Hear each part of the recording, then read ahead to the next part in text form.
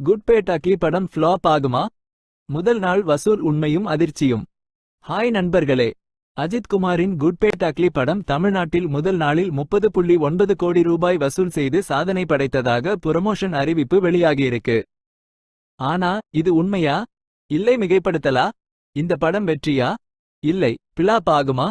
இதை பற்றி முழு உண்மையை இந்த வீடியோல பார்க்க போறோம். மிஸ் பண்ணிடாதீங்க. முதலில் பாக்ஸ் ஆபீஸ் வசூல் பற்றி பார்ப்போம்.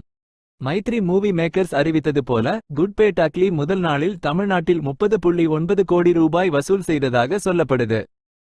இது அஜித் குமாரின் மிக உயர்ந்த தொடக்க வசூல் என்று பெருமையாக அறிவிச்சாங்க. ஆனால் சாக்நெல்க் மற்றும் ஹிந்துஸ்தான் டைம்ஸ் போன்ற நம்பகமான பாக்ஸ் ஆபீஸ் டிராக்கர்கள் இதை 28 முதல் 29.25 கோடி ரூபாய் மட்டுமே என்று மதிப்பிடுது. அப்போ இது ஒரு புரமோஷனல் மிகைப்படுத்தலா? இதை நம்பலாமா?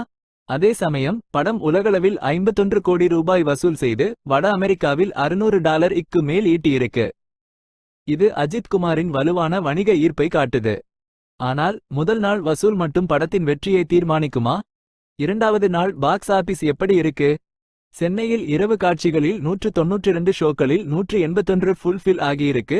புக்மை ஷோ இல் முன்பதிவுகளும் உயர்ந்து இருக்கு. இது ஒரு வலுவான வார இறுதியை உறுதி செய்யுது. ஆனால் இது தொடர்ந்து இப்படியே இருக்குமா? இப்போ படத்தின் கதை மற்றும் விமர்சனங்களை பார்ப்போம்.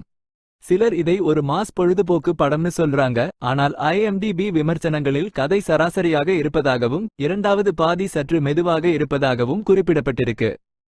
அஜித் குமாரின் மாஸ் தோற்றமும் அதிரடி காட்சிகளும் ரசிகர்களை கவர்ந்தாலும் பொதுவான பார்வையாளர்களிடம் இது எப்படி இருக்கும்?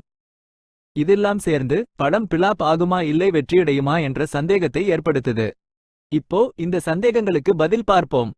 முதலில் குட் பே டக்லி படம் முதல் 2 நாட்களில் தமிழ்நாடு மற்றும் உலகளவில் வலுவான வசூலை பெற்றிருக்கு. முதல் நாள் வசூல் 28 முதல் 29.25 கோடி ரூபாயாக இருந்தாலும் இது அஜித் குமாரின் மிகப்பெரிய தொடக்க வசூல்களில் ஒன்று. உலகளவில் 51 கோடி ரூபாய் மற்றும் வட அமெரிக்காவில் $600க்கு மேல் வசூல் செய்தது இதை உறுதிப்படுத்துது. அடுத்து இரண்டாவது நாள் செயல்பாடு பற்றி பார்த்தால் சென்னையில் உயர் ஆக்குபன்சி விகிதங்கள் மற்றும் புக்மை ஷோ அதிக முன்பதிவுகள் இருப்பதால் ஒரு நல்ல வார இறுதியை உறுதி செய்யுது. கோயம்புத்தூர் போன்ற பகுதிகளில் கூட்டம் அலைமோதுவதாக பதிவுகள் இருக்கு. இது ரசிகர்களிடையே படம் கொண்டாடப்படுவதை காட்டுது.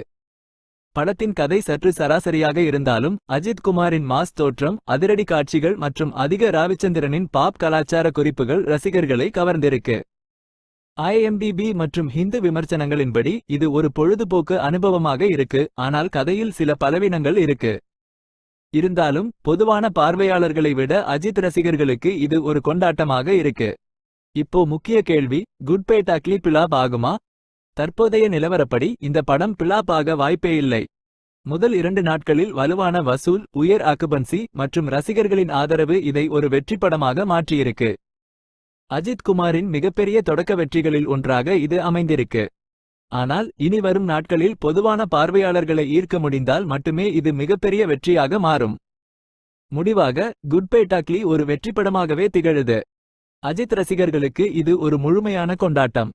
இந்த படத்தை பற்றி உங்க கருத்து என்ன?